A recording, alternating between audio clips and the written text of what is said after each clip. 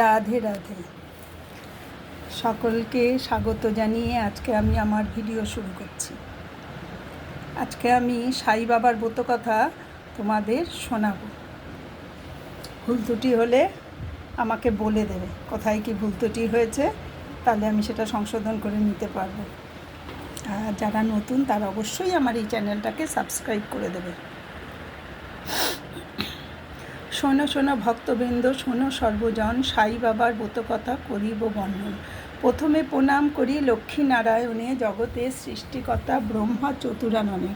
প্রণমামি মহেশ্বর দেবকীনন্দন, প্রণমামি ৩৩ কোটি যত দেবগণ। প্রণাম করি শ্রীরামচন্দ্রে, ভক্ত হনুমানে, রইল প্রণাম যত শত সহস্র যত ভক্তজনে। প্রণমামি মহামায়া গণেশ জননী, যাহার মায়া এ ভুবন চলছে দিবাজনে। বন্দনা করিয়েবে লক্ষ্মী সরস্বতী, সিদ্ধিদাতায় প্রণাম করি হয়ে ইষ্টমোদী। গুরুদেবের বন্দনা করি ধরিয়া চরণ, যাহার কৃপায় পাই ইষ্ট দর্শন। গুরু ব্রহ্মা গুরু বিষ্ণু গুরু মহেশ্বর, গুরুর দয়াতে পাই জগত ঈশ্বর। এইবার সাই বাবা সাধুরে চরণ, পুজিয়া তাহার কথা করিব বর্ণন। ধরাভূমি বাধা বিঘ্নে যখন যায় ভরে, অত্যাচারে মানুষ থাকে দুঃখিত অন্তরে। সেই কালের অবতারে হয় আগমন, সাই বাবা সেই রূপ মোদের প্রিয়জন। ঈশ্বরের অংশে তিনি লোভিয়া জনম, অসহায় মানবেরে করেন রক্ষণ। 1838 সনে পাথের গ্রামের ঘরে জন্ম নিলেন সাই বাবা ব্রাহ্মণ পরিবারে। মা বাবার খবর পুস্তকে নেই লেখা, মুসলমান সন্ত তাকে করেছিল রক্ষা। পরম স্নেহ যত্নে তিনি শিক্ষা দীক্ষা দিয়ে 16 বছর ছিল তাকে বুকে ধরে নিয়ে। তারপর একদিন ত্যাজিয়া সেই স্থান, গুরুর আদেশে সাই শিরডিতে যান। আহমেদাবাদের শিরডি সর্বজন বিদিত, তথাকার মসজিদে হলেন স্থিত। শুনি মসজিদ নামে বিখ্যাত সেই স্থানে, দ্বারকামাই নাম তার হলো কালক্রমে। সেইখানে থাকি সতা বিভূতি দেখাইয়া, অগণিত মানবেরে সাই আনিত টানিয়া। জল দিয়া প্রদীপ জ্বালি শূন্য হাতে আনি, রসগোল্লা খাদ্য দ্রব্য সব নাম না জানি। তারপর বলতো সাই জ্ঞান গর্ভ কথা, অলৌকিক কার্যতে মুগ্ধ হতো যত শ্রোতা।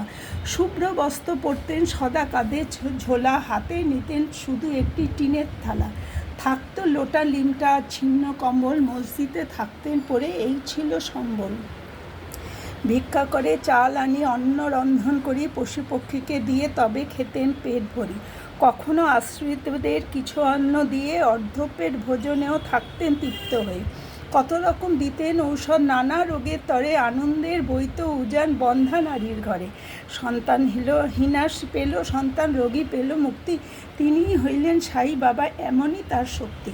কত দরিদ্রের দুঃখ লাঘব করেছেন সাই, ব্যবসায়ের মুখে আসি তার তুলনা নাই। ত্যাগ বৈরাগ্য শ্রদ্ধা ভক্তি তার জীবনের বাণী, কালের নিয়মে সবই ঘটে শাস্তে বাখনি। ধৈর্য সম নাই গুণ একথা শুনেছে বলতে, ঐশী কৃপা ছাড়া কেউ পারে না পথ চলতে।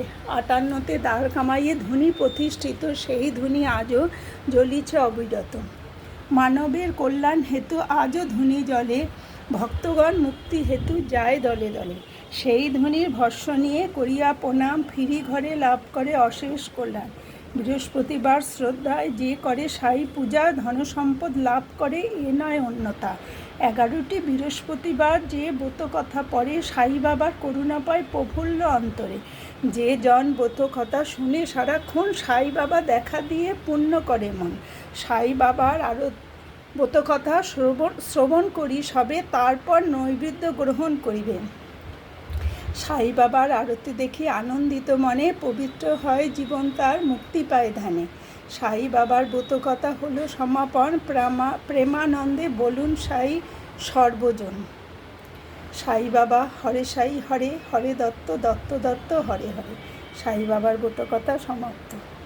হরি ওম তৎসৎ, হরি ওম তৎসৎ। নমস্কার।